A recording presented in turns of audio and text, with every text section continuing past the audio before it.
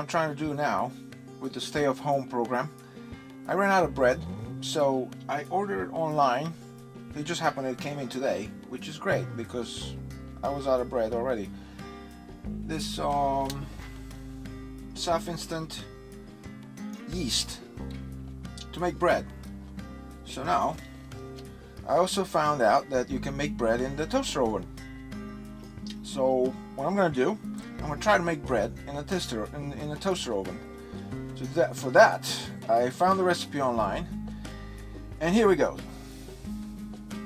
First of all, it says preheat the skillet on the stove top by turning the burner on the highest setting. So here it is. Okay. And we're going to do that for 30 seconds.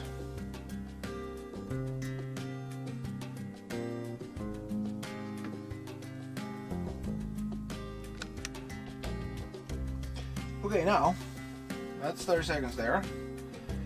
So we're going to turn it back off like it says.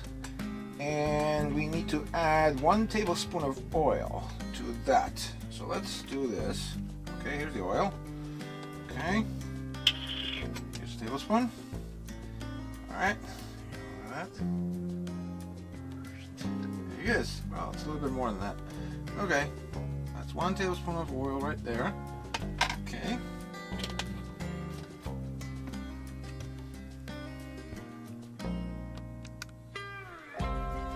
Okay, so now we had the oil in there, and we can have it go all around.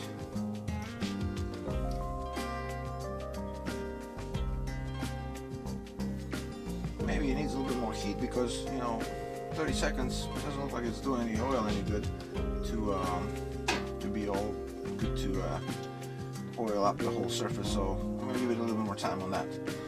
Meanwhile, the recipe that I found, it says just add 1 cup of flour, yeast, blah blah blah, and I'm like, okay, well, how much flour and how much yeast and how much sugar and all that? So I'm looking now at another recipe, and that one has got the quantities right there. So it says, okay, oh, let's see here, 2 2/3 cups all-purpose flour. Okay. Well, I don't have all-purpose flour, but I have this instant corn masa flour. So let's try this. And let's see how much I have in here. I don't know how much I have left in here.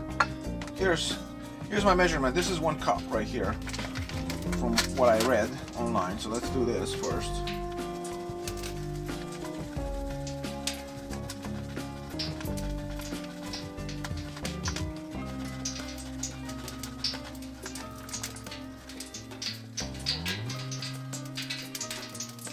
Okay, well, I'll have to open another one of these. Well, look at what I found. Aunt Gemina self-rising white cornmeal mix. So who knows? Okay, that's gonna stop right now. It's getting too hot. Okay. Alright, go around and you can get it all around the rig. Okay. Alright, so that's good to know. This one says it's got flour, salt, and baking powder already blended in. So maybe I don't need anything else to make my bread. Let's see what they say here. Cornbread. Okay. 3 tablespoons vegetable shortening. 2 cups self-rising. 1-2 tablespoons of sugar. 1.5 cups of milk. I don't have the milk. So, okay, well, I'm going to try to use this as normal flour to a certain extent. So let's see if that's going to work. Let's do this. So far we got the other one.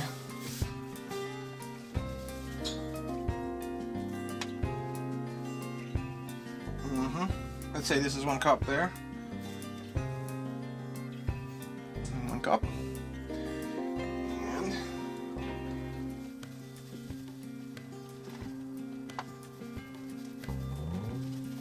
oh, okay, that would be another cup right there. Okay. Hope it's not going to make it too big of a bread thing. So those are 2 cups of sunflower. Right, we're going to need this later to you know, make the bread on the surface here. So we got that. Now let's go back to the other recipe and see. 2 cups of that. And then they want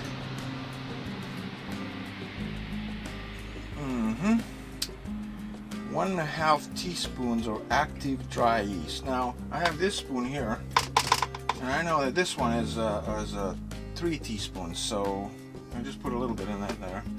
Okay. Whoa, that's a lot. Okay, that's way too much. I'll put some of it back or something. All right. Okay, we'll put it back. All right. Okay. Whoa, that came out pretty strong. Okay. Now what else do you want there? Sugar and salt. Okay. I'm getting these things here. Here's some sugar. Why not? This is from Burger King. Here's another sugar from Burger King. So that's 2 of those. Okay. Alright. Now with that. And some salt. Okay.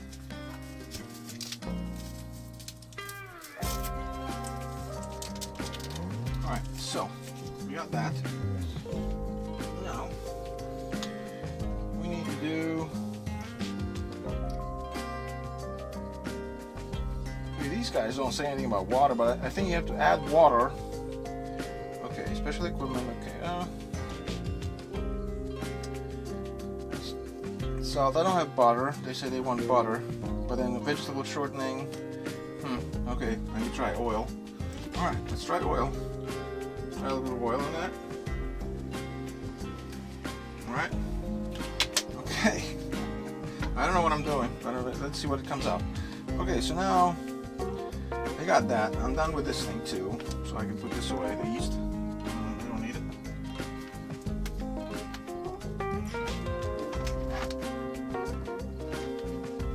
Okay.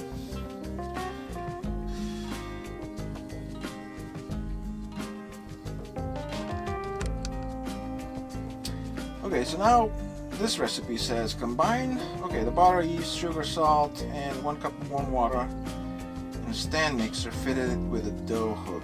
Okay, so combine all that in a mixer and mix it at low speed, and you have the flour in there.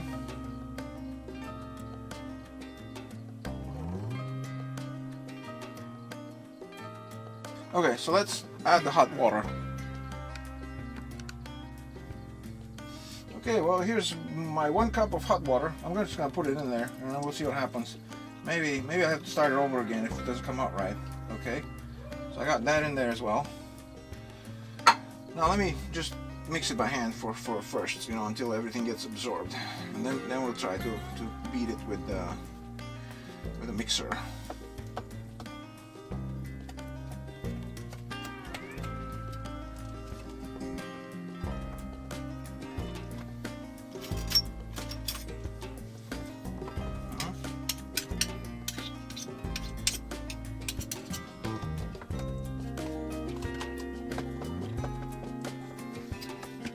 I think the trick here is to have it all absorbed and mixed well together. So once it's all making like one big lump. Okay, it's starting to get there. It's not so bad. Let's see how that works.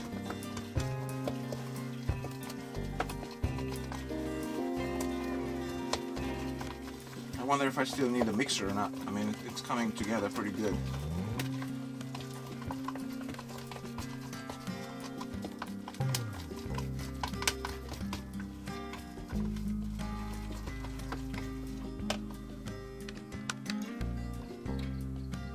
So it says that we're supposed to mix it on medium for about 8 minutes. So this mix here, let's go with the machine. Go in there, and the still be medium. I'm gonna go for 8 minutes with this thing.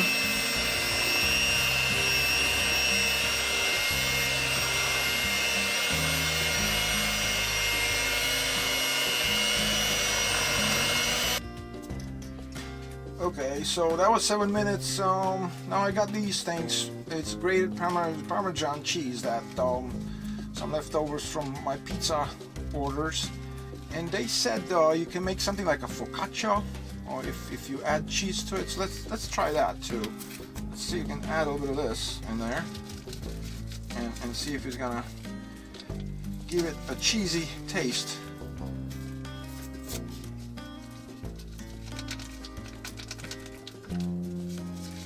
And then I can just mix it up for another minute so it all gets blended in together.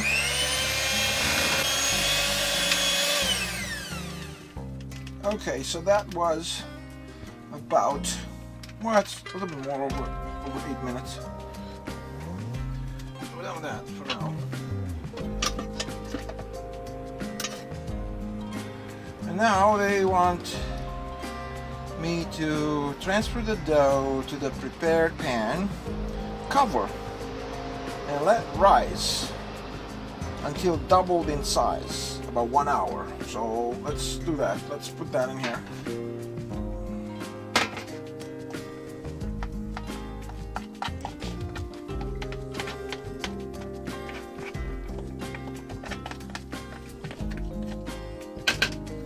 I'm not sure how that's gonna work because I don't have a cover that's gonna cover the whole thing. I have to improvise. Anyway, let's make it so it just goes from corner to corner.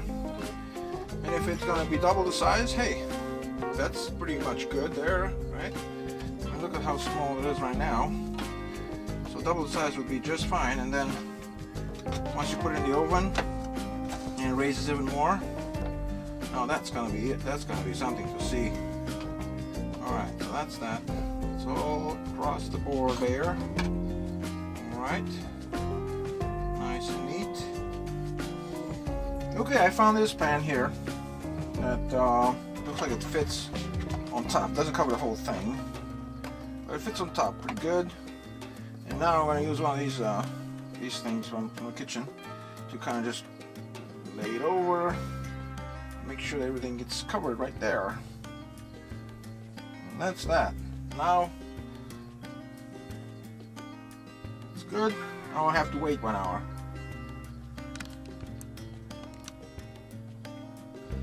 Okay, here it is 1 hour later. So now let's see what we got.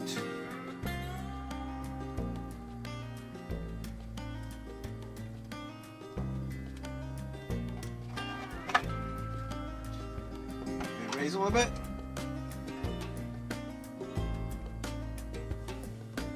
A little bit. Not a whole lot. Anyhow, so now we're going to put it in the oven, and they say for about 25 minutes. So let's do that.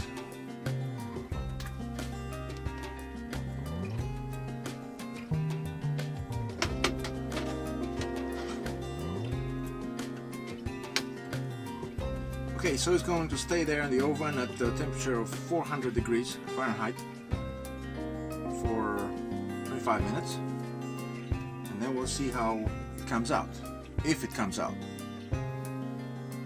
So let's see it now.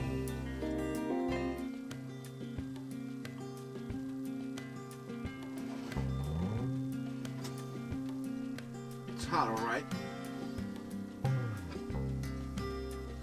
So here we go, right there. Okay, that's that. Looks like it didn't grow much. Not sure if it's gonna do it or not.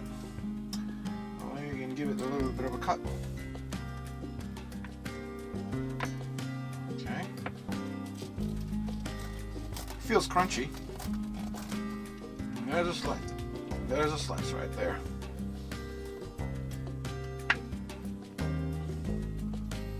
Grow much.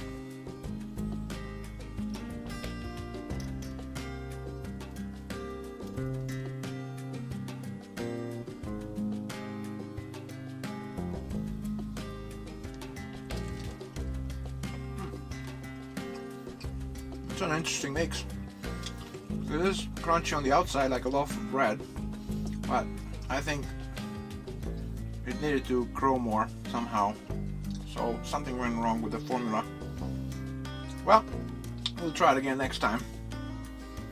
Until then, stay home and be safe.